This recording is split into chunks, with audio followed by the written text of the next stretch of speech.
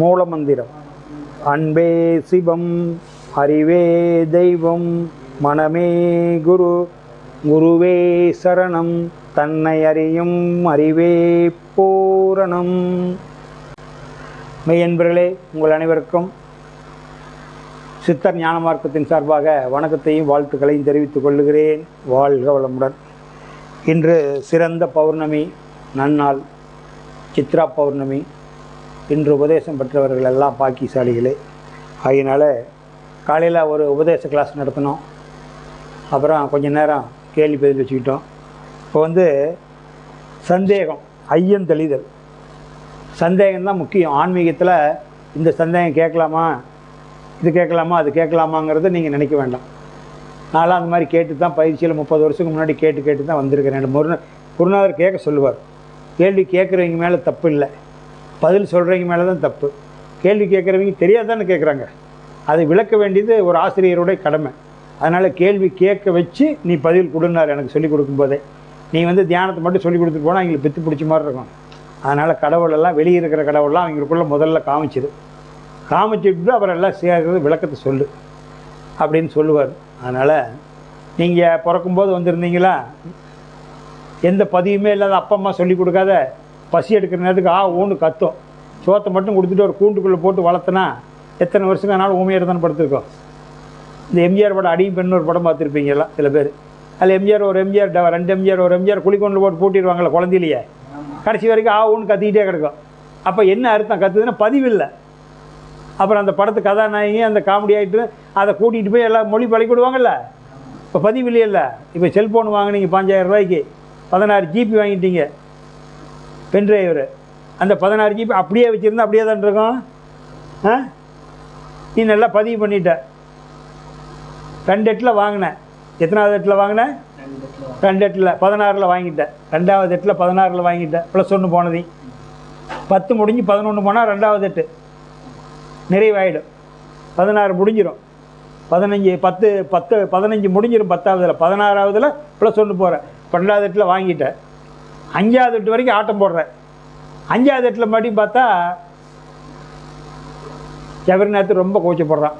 ஐயோ கன்றாவியே, இதுன்னு இப்படி அசிங்கமாக இருக்குது, இதெல்லாம் வீட்டுக்காரி கல்யாணம் ஆகி வந்ததுக்கப்புறம் இதெல்லாம் நீங்கள் பதிவு பண்ணுதாங்க, நானாக பதிவு பண்ணேன், இல்லை நீங்கள் தான் பதிவு என்னங்க இத்தனை பூரா குத்துப்பாட்டாக இருக்குது, கரகாட்டமாக இருக்குது அப்படின்னு ஜெகநாத் 5 எட்டில் 40வது வயசில் நல்லது தெரிஞ்சுக்கிட்டான். அப்போ அசிங்கமாக இருக்குது. நீ தானே 2வது எட்டில் பதிவு பண்ண,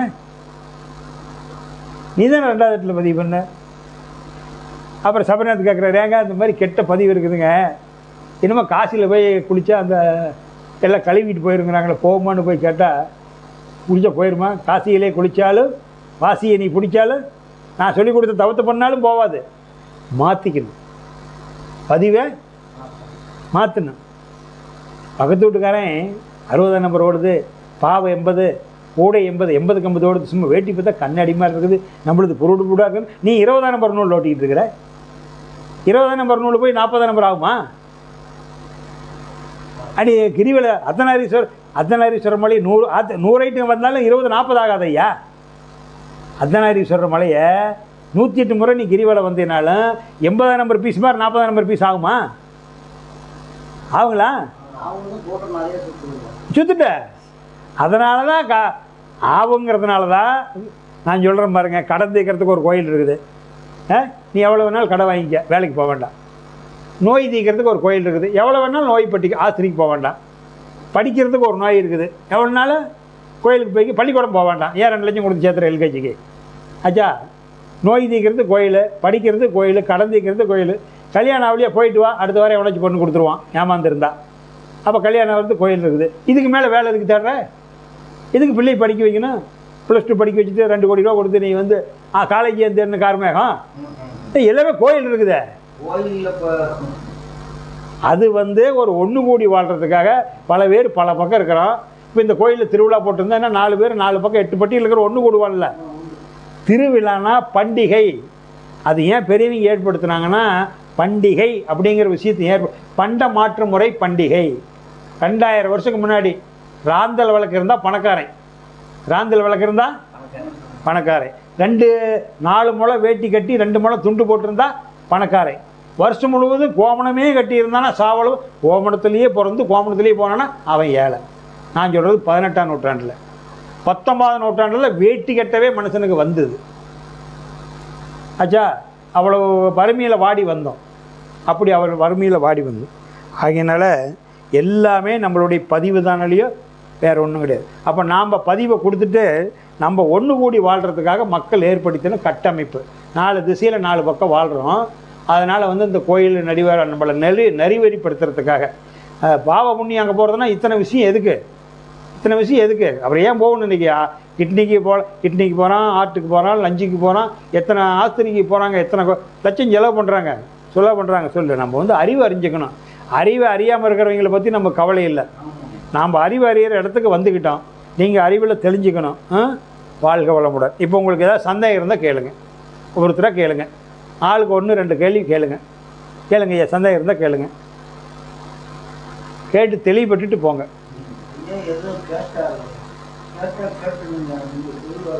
கேளுங்க, சந்தேகம் இருந்தால் கேளுங்க. நான் வந்து இப்போ அப்பா அம்மாவுக்கும் வந்திருக்கேன், இந்த அப்பா அம்மாவுக்கும் தான் வந்திருக்கிறேன். இப்போ எனக்குன்னு ஒரு பையன் இருக்குது. இதுக்குள்ள ஏதாவது ஒரு முன்னனும் ஏதாவது இருக்குங்களா? முன் சொந்தம் அந்த மாதிரி என்ன அப்பா அம்மா உனக்குன்னு வந்திருக்குன்னு என்ன இருக்குது? இந்த அப்பா அம்மாவும் தான் இப்போ பிறந்திருக்கோம். இது வந்து அதெல்லாம் நீங்கள் உள்ளுக்குள்ளே ஆராய்ச்சி பண்ணி போக்குறதுனா அது வந்து உள்ளுக்குள்ளே ரொம்ப தவம் பண்ணி ரொம்ப நாள் ஆகிதான் நீங்கள் புரிஞ்சிக்க முடியும். இப்போ நான் சொன்னாலும் புரிஞ்சிக்க முடியாது. ஒரு அப்பா அம்மாவுக்கு பிறந்திருக்குன்னா அவங்க 2 பேரும் சேராது இருந்தால் நீ பிறந்திருக்க மாட்டேன்.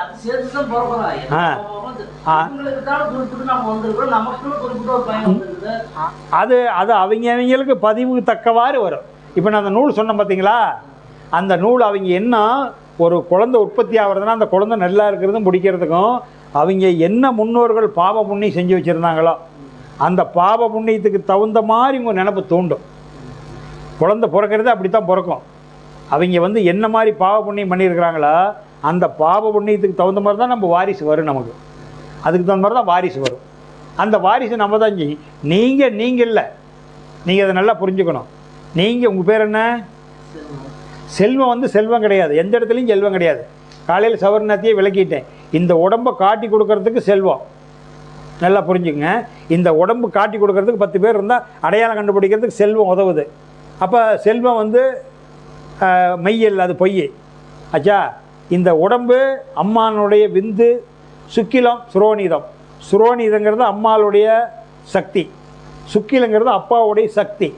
அது பொதுவாக விந்துங்கிறது பொதுவான வார்த்தை. அப்போ சுக்கில சுரோனிதம்னா சுரோனிதம் அம்மாளுடைய ரத்தம், அது சிகப்பாக இருக்குது. அதனால தான் அவங்க பொட்டு வச்சு காட்டுவாங்க.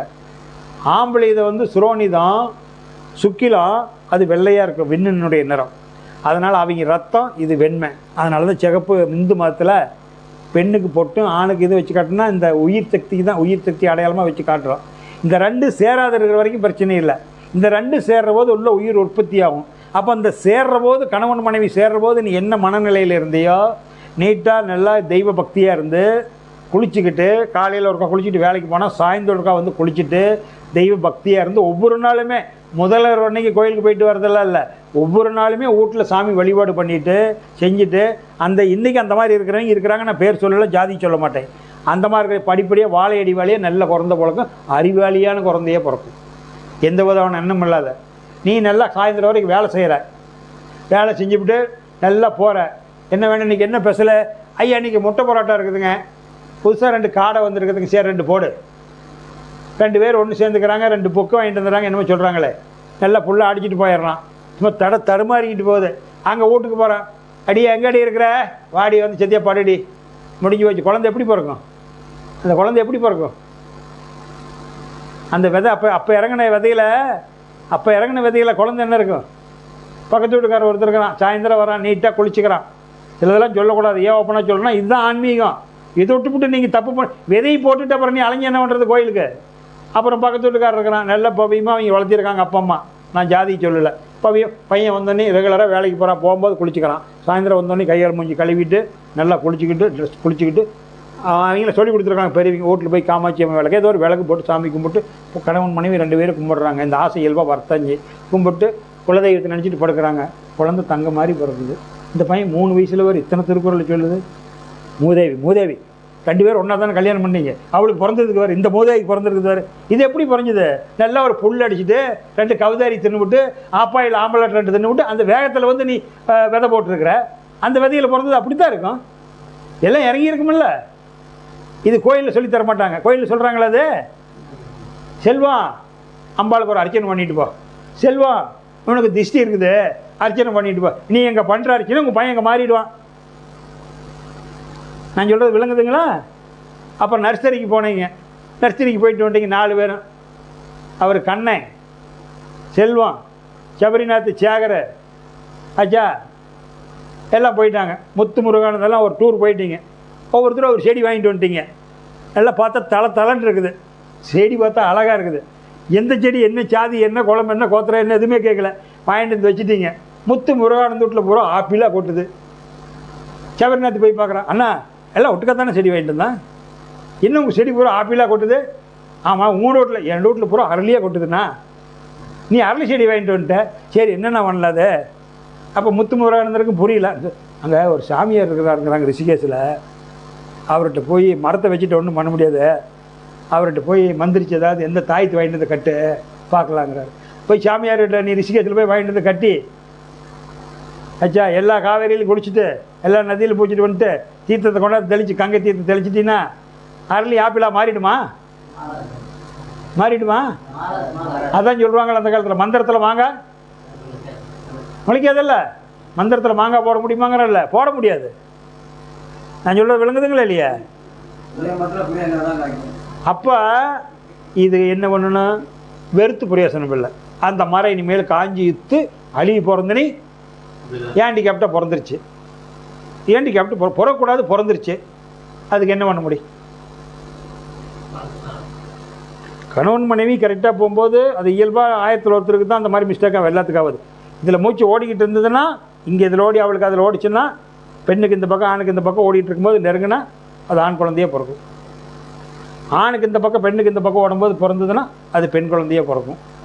2 இல்லாத நடுநாடியாக பிறந்தால் அது அர்த்தநாரீஸ்வரராக போயிடும். சிவனும் இல்லை சக்தியும் இல்லை, அவன் அர்த்தநாரியாக போயிடுவான், அழியாக போயிடுவான். நடுநாடியில் போகும்போது அந்த விந்து இறங்கினா.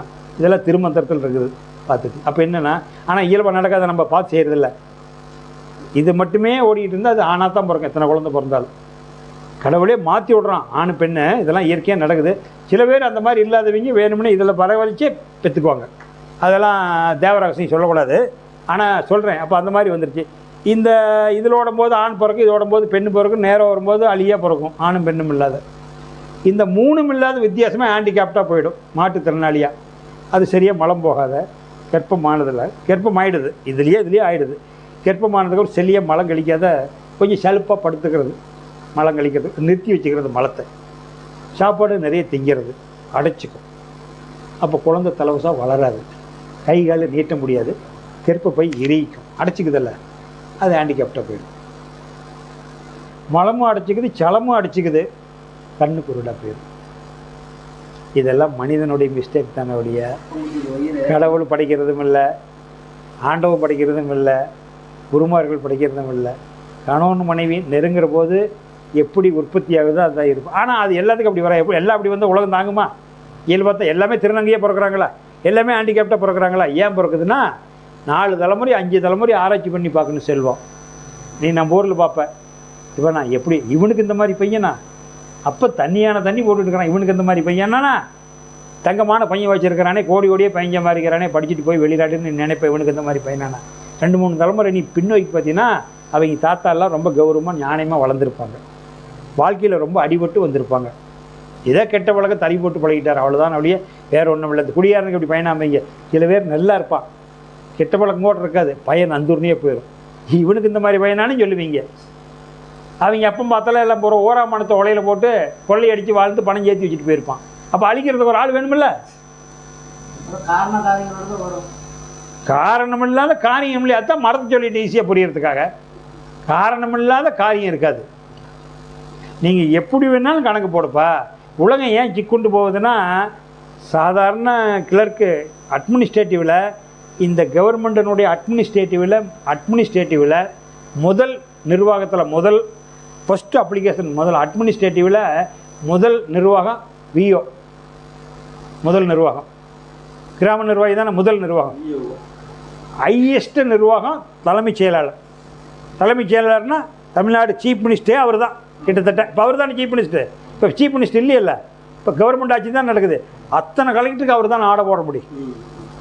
மாவட்டத்துக்குள்ளே கலெக்டர், எல்லா கலெக்டருக்கும் தலைமைச் செயலாளர். அவர் ஐஏஎஸ் படித்தவர் தானே நிர்வாகத்தில். அப்போ இந்த நிலையிலிருந்து அந்த நிலையில் இருக்கிற ஒன்றாக முடியுமா? பொருளாதாரத்திலையும் சரி, அறிவிலும் சரி, விஓவோடது தலைமைச் செயலாளர் மாதிரி ஒரே மாதிரி இருக்க முடியுமா? முடியாதில்ல. உங்கள் வார்டு கவுன்சிலரும் அரசியல்வாதி. இது அறிவியல் நிர்வாகம், அட்மினிஸ்ட்ரேட்டிவ். அடுத்தது அரசியல். வார்டு கவுன்சிலரும், நம்ம வார்டு கவுன்சிலரும் அரசியல்வாதி தான். நம்ம நாட்டினுடைய ஐயா பிரதம மந்திரியாக இருக்கிறார் ஐயா மோடி ஐயா, அவரும் அரசியல்வாதி தான். இந்த போஸ்ட்டுக்கு அந்த போஸ்ட்டுக்கு ஒத்து வருமா? அவர் போகிற ஃப்ளைட்டு எத்தனாயிரம் கோடி, ஒரு நாளைக்கு அவருக்கு நம்ம எத்தனை கோடி செலவு பண்ணுற பாதுகாப்புக்கு. இந்த பதவி அந்த பதவி ஒத்து வருமா? ஆசைப்படலாமா? அதுக்கு ஆசைப்படலாமா? அப்போ இந்த ஏற்ற இறக்கம் இருக்குமில்ல, இதை நினச்சிக்கிட்டு நம்ம வாழணும். ஆனால் மணியாரன்னா இருக்கிறாங்கிறான், நான் பொருவா சொல்ல, ரைடு போகிறாங்கிறான். மணியாரனுக்கு என்ன சம்பளம் தருவான்? எப்படி அவன் வீட்டில் ரைடு போகலாம்? முனிசிபாலிட்டியில் ஒருத்தர் வேலை செய்கிறாயா, முனிசிபாலிட்டியில் வேலை செய்கிறான், குருமநாளையில் வீடு வாங்கி போட்டிருக்காங்கிறான், எஸ்டேட்டு. குருமநாளி எங்கே இருக்குது? அங்கே அவனுக்கு எஸ்டேட் இருக்குது, ஆனால் வேலை செய்கிறது முனிசிபாலிட்டியில். கலெக்டர் கூட வாங்க முடியாதே. அப்புறம் எப்படி அவனுக்கு வாரிசெல்லாம் நல்லா இருக்கும்? எப்படி அந்த பணம் வரும்? பணம் வந்துருமா? ஒரு மாதத்துக்கு 1 லட்ச ரூபா ஒருத்தனுக்கு சம்பளம் போடு. 1 லட்ச ரூபா சம்பளம் போட்டால் 12 மாதத்துக்கு 12 லட்சம் போடு. 100 வருஷத்துக்கு அவன் வாழ்ட்டும். 100 வருஷத்துக்கு 1 லட்சம் போட்டேன்னா எத்தனை கோடி வந்துட போகுது? எப்படி அப்போ பணக்காரனாக? அப்போ அதெல்லாம் என்ன எதனால் நடக்குது நாட்டில்? எதனால் நடக்குது? நேர்மையாய் வாழ்பவனே கடவுளில் பாதியடா, தன்னைத்தான் அறிந்தவனோ தரணியிலே கடவுளடா. நேர்மையாக வாழ்கிறாப்பா, தரணி தரேன். திருநாவிற்கம்பர் பையன், இளையம்பலத்தில் தங்கமான பையன்.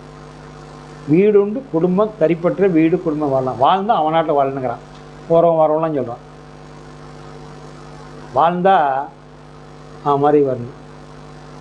அதனால் உங்களுக்கு நல்ல பையன், எங்கே போய் கேட்டாலும் நல்ல பையங்கிறாங்க, அருமையான பையன். சபரிநாத்தா அப்படிங்கிறாங்க. சபரிநாத் நல்லா 2 பசங்களையும் பிள்ளைகளையும் வளர்த்தி கல்யாணம் காட்சி பண்ணி கொடுத்து ஊரில் 4 பேருக்கு நன்மை செஞ்சுக்கிட்டு அவங்க ஒவ்வொரு பிரதோஷம் கொண்டா அவனால் முடிஞ்ச அளவுக்கு 5 படியோ 6 படியோ ஒரு கொண்டாவில் சோறாக்கி வச்சு கொண்டு 10 பேருக்கு தரும் பண்ணிட்டு வாழ்ந்துக்கிட்டே போயிட்டு இருக்கிறான். எல்லாம் வாழ்கிறான். 5 மணியான குழந்தைங்களாட்டையும் கட்டி கொடுத்துட்டான். 100 வருஷம் வாழ்ந்துட்டான். டைம் ஆகிடுச்சு, ஏமா அனுப்புகிறான். ஏப்பா இளையமலை மோனி சபரிநாத் பார்த்து என்னாச்சு இன்றைக்கி அவன் டேட்டு போனங்க.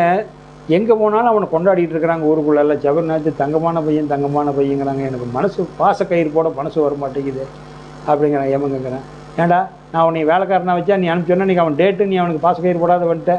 இல்லைங்க அவன் மேலே எனக்கு பாசக்கயிறு போட கஷ்டமாக இருந்தாலும் கூப்பிட்டு ஒரு வாரத்தை கேட்டுட்டு போகலான்ட்டு திரும்பி வந்துட்டுங்கிறான்.